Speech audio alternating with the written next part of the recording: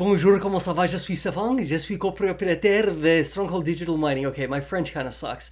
But this is the Stronghold Digital Mining Daily Update. It's Tuesday, September 3rd. Come on, Steven. Get it straight. It's September 5th. Well, gosh, what, 2023? We're still in the year 2023, which is a great thing, right? We got to take every single day, one day at a time, 1 minute at a time, 1 hour at a time, one day at a time. Listen, I'm enthusiastic, really enthusiastic about the future of this company. Never mind the fact that the stock is down 10% today for reasons that, hey, who knows, right? Maybe we'll find out tomorrow in a news release, the bomb will drop, right? That there's something really bad going on. That's not the impression I get. You know, our stock price has a tendency to gyrate very wildly sometimes, and I suspect we're seeing a bit of that today. To the extent there's some news that's floating around out there that's maybe not the best, I would probably hypothesize that it has to do with some news articles that continue to spread around the globe that essentially are portraying our beloved company, Stronghold Digital Mining, as a notorious renegade Bitcoin mining operation that is no longer content to burn waste coal, right, or coal refuse, but now wants to burn tire-derived fuels, essentially burn tires, right? Up to 15% of the fuel source at Panther Creek would be shredded tire material.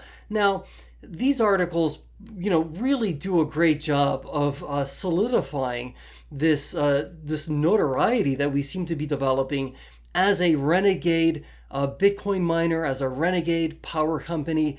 And I'll tell you something, it's not something that I look upon very kindly, because I think that a lot of these articles are really missing the bigger picture.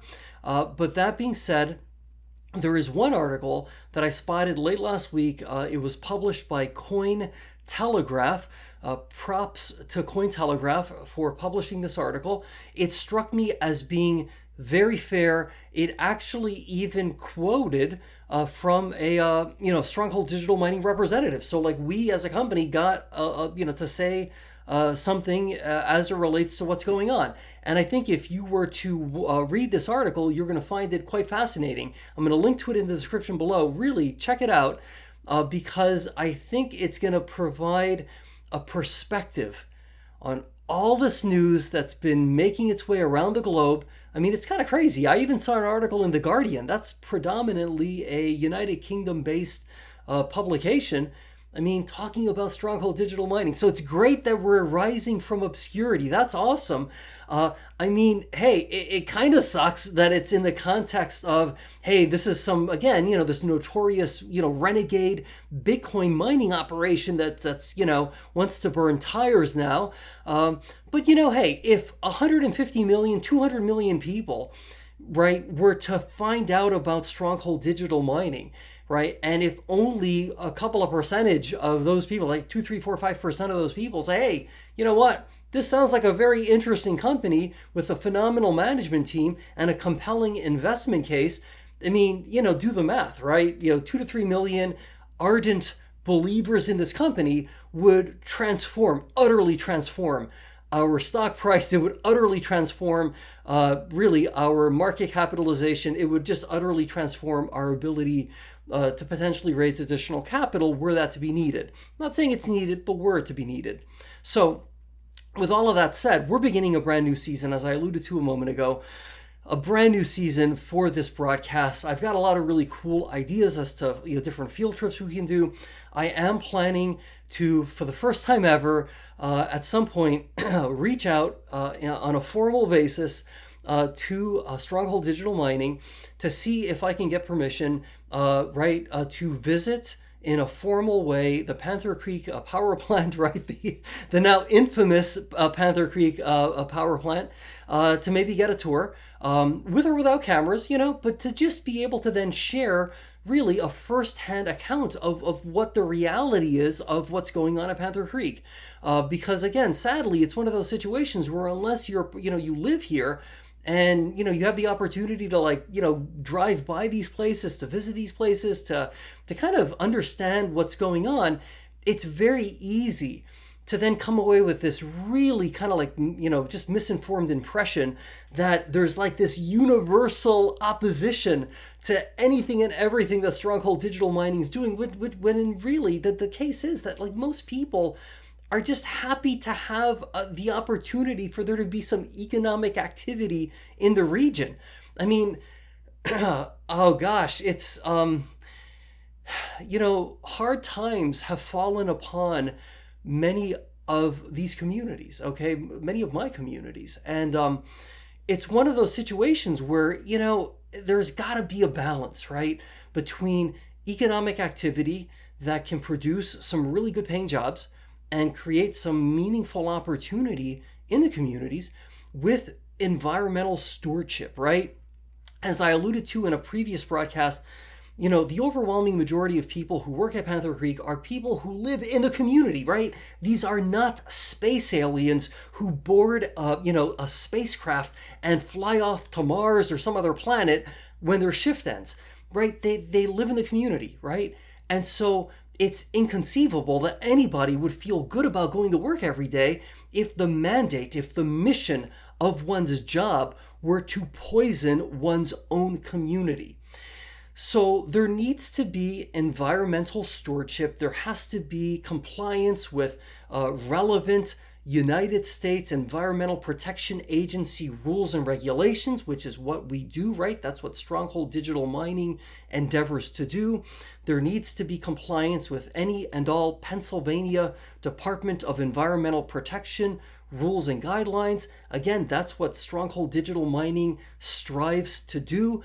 No company this side of heaven is perfect, but the company absolutely strives to meet all of these requirements, all of these regulations. Far from being some renegade power company, this is a heavily regulated company, a very heavily scrutinized company. And ultimately, it's a company that absolutely nobody would feel good working for if the mandate, if the mission of why you go to work every day is to intentionally poison, yourself and your neighbors. That it just doesn't make sense, right?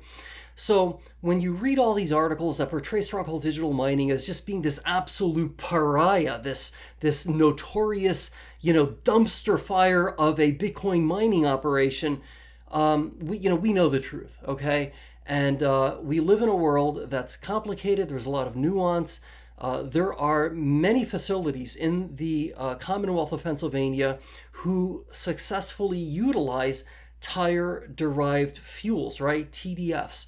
And so to the extent, as I alluded to before, if we're going to have a debate about the appropriateness of TDFs in the Commonwealth of Pennsylvania, then that's a debate that has to be had as it relates to the entire Commonwealth.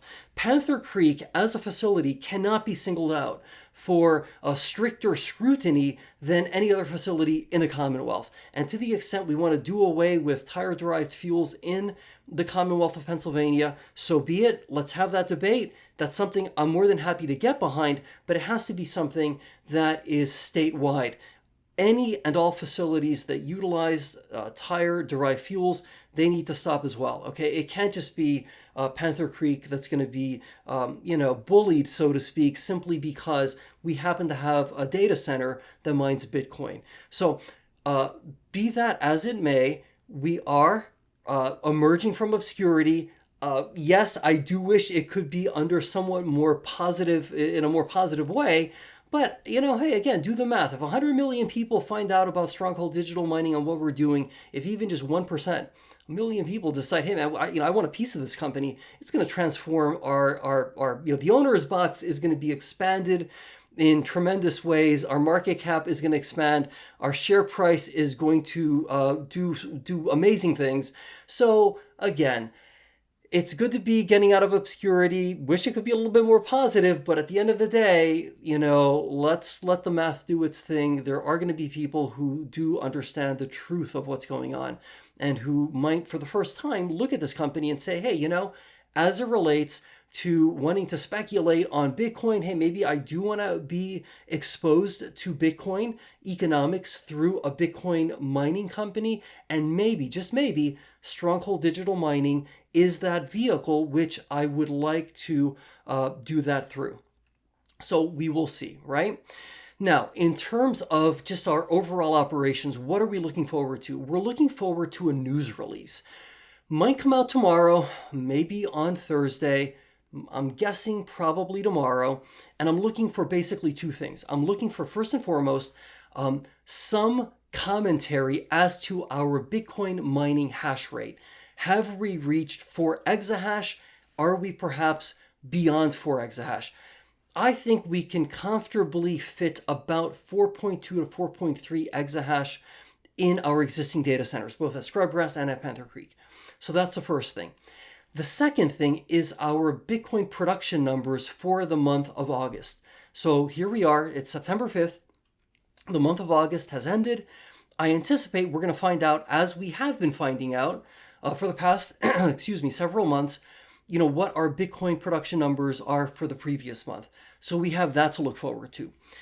Something else that might be part of any news release that comes out tomorrow or this week, it might also contain information about where we plan to co-locate the approximately 1 exahash of Bitcoin mining data center, end-to-end data center equipment that Stronghold Digital Mining owns.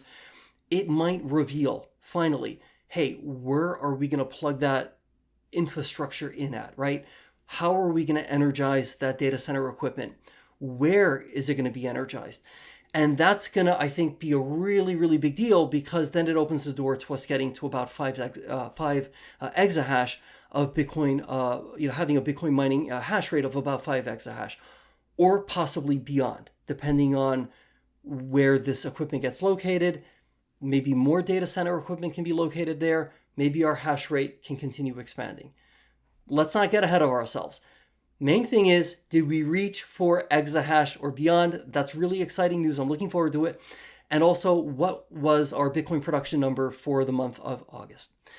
Okay, let's stay positive. Let's be great. And we will see each other again tomorrow. I'm looking forward to it.